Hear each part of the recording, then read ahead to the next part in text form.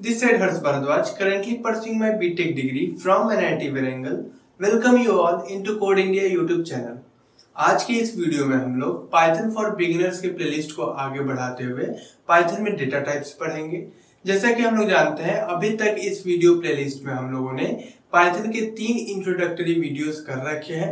अगर आपने उन वीडियोस को अभी तक नहीं देखा है तो ऊपर आ रहे आई बटन पर क्लिक करके आप इजीली उन वीडियो को एक्सेस कर सकते हैं। और अगर आपको अपने पाइथन की बेसिक्स को स्ट्रॉन्ग करनी है तो आप उन वीडियो को रेफर कर सकते हैं। हम लोग आने वाले समय में इस प्लेलिस्ट में from beginner to advance level Python की फुल कोर्स कराने जा रहे हैं। तो अगर आप इस चैनल पर पहली बार आए हैं तो काइंडली इस चैनल को सब्सक्राइब कर लें और बेल नोटिफिकेशन आइकन को हिट कर दें ताकि कोई भी इंपॉर्टेंट अपडेट आपसे मिस ना हो। तो आज के हम लोग इस टॉपिक में पाइथन में डेटा टाइप्स पढ़ने जा रहे हैं। तो डेटा टाइप्स को डिस्कस करने से पहले हम ये समझ लेते हैं कि डेटा क्या है। तो डेटा एक ऐसे इंफॉर्मेशन होता है जो कि इजीली ट्रांसलेटेड किया जा सकता है ऐसे फॉर्म में जिसको काफी एफिशिएंटली प्रोसेस किया जा सकता है और प्रोसेसिंग करने के बाद हम लोग किसी खास कंक्लूजन या आउटपुट तक पहुंच पाए जिससे हम लोग उस डेटा का काफी अच्छे से यूज कर सकें। अब ये तो बात होगी डेटा की। अब हम लोग पढ़ते हैं कि डेटा टाइप क्या है। तो प्रोग्रामिंग में बेसिकली डेटा टाइप एक ऐसा क्लासिफिकेशन है जो कि स्पेसिफाई करता है कि किसी भी वेरिएबल के अंदर कौन सा वैल्यू होगा। जैसे कि अगर हम लोग एक इंट टाइप का अगर हम लोग एक वेरिएबल x डिफाइन करें तो ये क्लियर होगा कि इसके अंदर कोई ना कोई हमेशा इंटीजर ही स्टोर हो सकता है। अगर वैसे हम लोग फ्लोट टाइप का कोई वेरिएबल डिफाइन कर दे तो ये क्लियर होगा कि उसके अंदर कभी भी डेसिमल ही स्टोर होगा।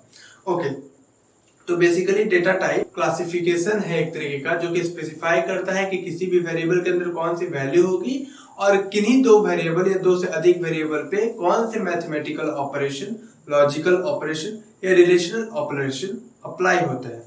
मैं कह रहा हूं मैथमेटिकल ऑपरेशन, लॉजिकल ऑपरेशन और रिलेशनल ऑपरेशन के बारे में।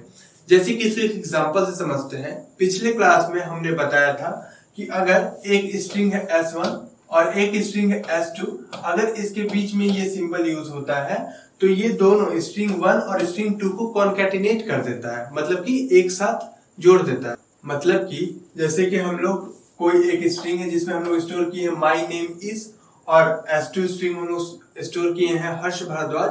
तो जब हम आउटपुट करेंगे तो वहां पे my name is Harsh Bhardwaj print होकर आएगा, मतलब कि दोनों स्ट्रिंग अब कॉन्कैटिनेट हो चुका है। बट वहीं किसी इंटीजर, सपोज दैट कि हमारे पास एक इंटीजर है 2 और एक इंटीजर है 3 और इसके बीच में अगर यही सिंबल हम लोग यूज करेंगे तो ये सिंबल जो है इन दोनों का एडिशन परफॉर्म करा के आउटपुट में हमें 5 दे देगा। तो हम लोग देखें कि यहाँ पे स्ट्रिंग डेटा टाइप था और यहाँ पे इंटीजर डेटा टाइप था। जैसे ही डेटा टाइप चेंज हुआ तो इनके ऊपर लगने वाले ऑपरेशंस भी चेंज होने लगे।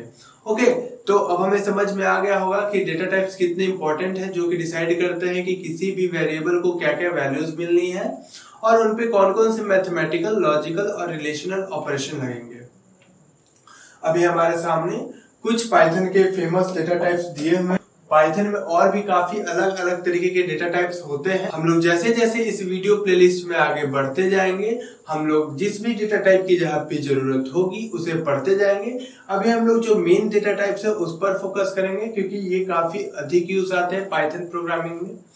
तो हमारे जो पाइथन डेटा टाइप है उसे कुछ कैटेगरीज है यहाँ पे, जैसे कि numeric data types. Numeric data types में कुछ अलग अलग डेटा टाइप्स होंगे। उसके बाद dictionary data types, Boolean data types, set data types और सीक्वेंस टाइप। ओके, अगर हम लोग बात कर दे न्यूमेरिक डेटा टाइप्स के तो न्यूमेरिक डेटा टाइप्स में 3 डेटा टाइप्स आते हैं, int data types, float data types और कॉम्प्लेक्स डेटा टाइप्स। इस वीडियो लेक्चर में हम लोग जैसे जैसे आगे बढ़ेंगे सारे डेटा टाइप्स को एक एक करके डिस्क्राइब करेंगे। अभी हम बस समझ लेते हैं कि ये कुछ प्रकार के डेटा टाइप्स होते हैं जो कि हमको पढ़ने हैं और इनका काफी अधिक यूज आता है। अब हम लोग कुछ डेटा टाइप्स को कुछ एग्जांपल से समझ लेते हैं। जैसे कि हम लोग जैसे अगले स्लाइड में चलते हैं तो पहला हमारे पास एग्जांपल है स्ट्रिंग डेटा टाइप्स का। अगर हम लोग बात करें स्ट्रिंग डेटा टाइप्स के तो ये वैसे डेटा टाइप्स हैं जिसमें कुछ सीक्वेंस ऑफ अल्फाबेट्स, नंबर्स और सिंबल्स को स्टोर किया जाता है। जैसे कि हम लोग देख सकते हैं कि यहाँ पर x नाम का एक वेरिएबल को डिफाइन करा गया है जिसमें कि एक स्ट्रिंग को स्टोर करा गया है। तो चूंकि ये स्ट्रिंग डेटा टाइप्स का एग्जांपल है इसलिए इस वेरिएबल में एक स्ट्रिंग को स्टोर किया गया है। जैसे कि हम लोगों ने डिस्कस करा था कि डेटा टाइप्स ये स्पेसिफाई करता है कि किस वेरिएबल में किस टाइप का वैल्यू होगा। अगर हम बता दें कि कोई इंट डेटा टाइप्स है दैट मीन्स कि कोई वेरिएबल का डेटा टाइप इंट है, मतलब कि वो वेरिएबल केवल एक इंटीजर ही स्टोर कर सकता है और कुछ भी स्टोर नहीं कर सकता। अगर हम बता दें कि हमारे पास फ्लोट डेटा टाइप्स दिया हुआ है, दैट इज अगर हमारे पास एक वेरिएबल है जिसके डेटा टाइप्स फ्लोट है, तो मतलब कि वो जो वेरिएबल है वो केवल एक डेसिमल नंबर को ही स्टोर कर सकते हैं। ओके, वैसे अगर हम लोग बात करें कि हमारे पास अगर कॉम्प्लेक्स डेटा टाइप्स दिए हुए हैं, अगर हमारे पास एग्जांपल है कॉम्प्लेक्स डेटा टाइप्स का, इट मींस कि हमारे पास जो वेरिएबल है उसके अंदर हम लोग कॉम्प्लेक्स नंबर को ही स्टोर कर। अगर आप 11th में नहीं हैं या आप मैथ्स 11th का नहीं पढ़े हैं तो आपको भी पता नहीं होगा कि कॉम्प्लेक्स नंबर क्या होता है। जैसे जैसे आप सीनियर क्लासेस में जाओगे आपको कॉम्प्लेक्स नंबर के बारे में पता चल जाएगा। इस वीडियो लेक्चर में अगर कहीं कॉम्प्लेक्स नंबर की जरूरत होगी तो मैं उसे वहां पे डिस्क्राइब कर दूंगा। ओके, अब अगर हम लोग बात करते हैं लिस्ट डेटा टाइप की, तो यहाँ पर जो भी हम लोग वेरिएबल डिफाइन करेंगे वो एक लिस्ट को ही कंटेन करेगा। जैसे कि हम लोग देख सकते हैं कि एक लिस्ट है जिसमें एप्पल, बनाना, चेरी दिया हुआ है। ऐसे करके यहाँ पर काफी सारे डेटा टाइप्स का एग्जाम्पल दिया हुआ है, आप एक एक करके देख सकते हो, समझ सकते हो। जिस भी डेटा टाइप की जहां जरूरत आएगी हम लोग डिटेल में डिस्कस करेंगे। ये बस एग्जांपल था ताकि आप समझ पाओ कि पाइथन में किस किस तरीके के डेटा टाइप्स होते हैं और क्या सच में वो डिसाइड करते हैं कि किसी वेरिएबल में कौन सी वैल्यू होगी। तो जी हाँ, हम लोग देख चुके हैं कि वो सच में उस वेरिएबल में कौन सा वैल्यू स्टोर होगा। अगर हम इसके अलावा कोई वैल्यू स्टोर कर देते हैं तो हमारे प्रोग्राम में एरर शो करने लगता है। अब हम लोग नेक्स्ट स्लाइड में आगे बढ़ते हैं। हम लोग पहले पाइथन के न्यूमेरिक डेटा टाइप्स को डिस्कस कर लेते हैं। तो जैसा कि हम लोग जानते हैं कि न्यूमेरिक डेटा टाइप्स 3 तरीके के होते हैं, int data type, float data type और complex data type. Int data type ये डिसाइड करते हैं कि जो भी वेरिएबल इंट डेटा टाइप का होगा उसके अंदर केवल एक इंटीजर ही स्टोर होगा। आप लोग अच्छे से जानते हैं कि एक इंटीजर क्या होता है। इंटीजर का मतलब होता है all positive number, negative number including with zero, मतलब सारे पॉजिटिव नंबर्स, निगेटिव नंबर्स और जीरो को मिलाकर जो नंबर सेट बनता है उसको हम लोग इंटीजर्स कहते हैं। ठीक उसी तरह अगर हम लोग फ्लोट डेटा टाइप्स की बात करें तो फ्लोट डेटा टाइप्स ये डिसाइड करता है कि अगर किसी वेरिएबल का डेटा टाइप फ्लोट है तो वो किसी डेसिमल को ही स्टोर कर सकता है।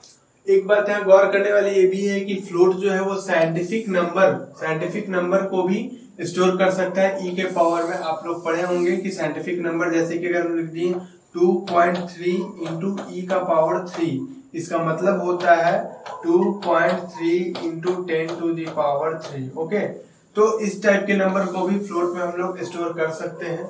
ओके, अब हम लोग बात करते हैं कॉम्प्लेक्स डेटा टाइप्स की। तो जो वेरिएबल के डेटा टाइप्स कॉम्प्लेक्स होंगे दैट मींस कि वो वेरिएबल केवल इमेजिनरी नंबर्स को ही स्टोर कर सकते हैं। मैं एक झलक दे देता हूं कि इमेजिनरी नंबर क्या होता है।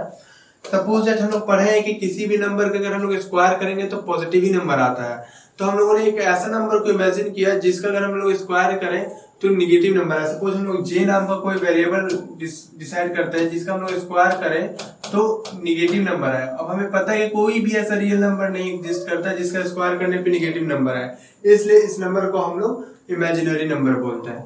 आई थिंक स्टूडेंट्स कोई भी डाउट नहीं होगी। अब हम लोग आगे बढ़ते हैं। जैसे हम लोग आगे बढ़ते हैं तो रैंडम नंबर इन पाइथन हम लोग को पढ़ना है।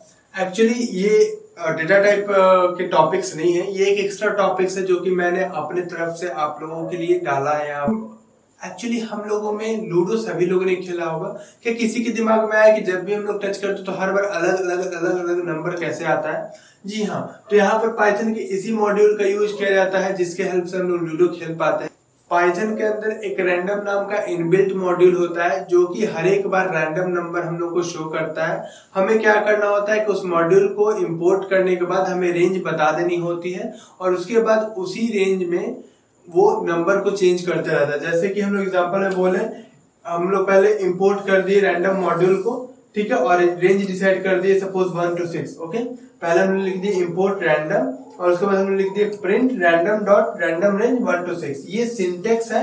अगर हम लोग रैंडम नंबर प्रिंट कराना चाहते हैं अपने प्रोग्राम से तो उसका ये सिंटेक्स है कि पहले हम लोग को रैंडम मॉड्यूल को इंपोर्ट करना होगा अपने प्रोग्राम में और उसके बाद हम लोग को लिखना होगा प्रिंट रैंडम डॉट और रैंडम का रेंज यहाँ देना होगा। जो भी हम लोग रेंज देंगे तो उसी के बीच में रैंडम नंबर्स जब जब हम लोग रन करेंगे तब तब हमारे पास रैंडम नंबर्स आते जाएंगे। तो अगर हम लोग रैंडम का रेंज कर दे 1 to 6 तो मतलब कि जब जब हम लोग उस प्रोग्राम को रन करेंगे तब तक जो भी हमारा आउटपुट है वो 1 to 6 में वेरी करते रहेगा। इसका लाइव एग्जांपल्स और या कह सकते हैं कि इसका प्रैक्टिकल एग्जांपल्स अभी हम लोग देखेंगे। तो अब हम लोग डिस्कस करेंगे पाइथन के रैंडम मॉड्यूल के बारे में। अब हम लोग पाइथन के रैंडम मॉड्यूल का यहाँ पे प्रैक्टिकल करके देखेंगे। जैसा कि हम लोग यहाँ पर देख सकते हैं कि यहाँ पे हम लोग रैंडम मॉड्यूल पढ़ने जा रहे हैं जिसको कि कमेंट आउट किया गया है। हम लोग पढ़े हैं कि पाइथन में जब भी हमें कमेंट आउट करना होता है तब हम आगे में हैश लगा देते हैं। पहला स्टेप क्या होता है इस सिंटेक्स में? पहला स्टेप क्या होता है कि हमें लिखना होता है इम्पोर्ट रैंडम। जैसे हम इम्पोर्ट रैंडम करते हैं तो हमारा जो रैंडम मॉड्यूल होता है वो इम्पोर्ट हो जाता है। इंपोर्ट करने से पहले वो फाइल आपको इंस्टॉल करना होता है। आप पिप इंस्टॉल रैंडम लिखोगे तो वो फाइल अपने आप इंस्टॉल हो जाएगा। उसके बाद जब एक बार वो आपके सिस्टम में इंस्टॉल हो गया फाइल तो उसके बाद हम लोग इंपोर्ट कर लेते हैं इस रैंडम मॉड्यूल को। सिंपली आपको अपने पावर शेल में आना है और लिखना है पिप इंस्टॉल रैंडम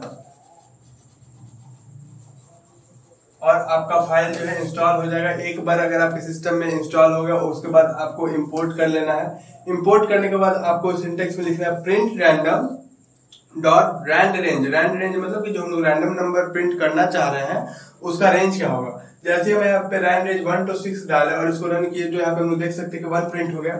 इसको अगेन जब हम लोग प्रिंट करेंगे, जब हम लोग इसको अगेन रन करेंगे, इसको जब हम लोग अगेन रन करेंगे तो हम लोग देख सकते हैं कि यहाँ पर 2 प्रिंट हो चुका है, यहाँ पर 2 प्रिंट हो चुका है।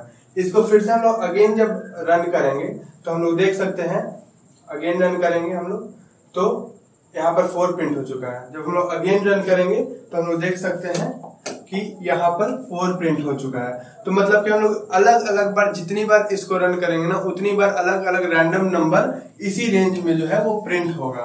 ओके, तो अब हम समझिए कि लूडो में इसी प्रोग्राम को बार बार चलाया जाता है जब जब हम लूडो के डाइस को रोल करते हैं। यहाँ तक तो कोई डाउट नहीं होगी। उसके बाद आप इस रेंज को कहीं से कहीं भी कर सकते हैं। मैं इस रेंज को 1 to 6 की जगह पे 1 to 100 कर देता हूँ। तो अब क्या होगा, अब जब मैं इससे रन करूंगा तो अब जो भी हमारा नंबर आएगा वो 1 to 100 के रेंज में आएगा। जैसे कि हम लोग देख सकते हैं कि यहाँ पर 60 आ चुका है। उसके बाद हम लोग फिर से अगर इसको एक बार और रन करते हैं, इसको अगर हम लोग एक बार फिर से रन करते हैं तो हम लोग देखेंगे 34 आ चुका है। ओके, यहाँ पर आप देख सकते हैं। तो हम लोग यहाँ पर रैंडम मॉलिक्यूल को कैसे रन करते हैं, कैसे यूज करते हैं, कैसे एग्जीक्यूट करते हैं, ये हम इस प्रोग्राम में सीख चुके हैं।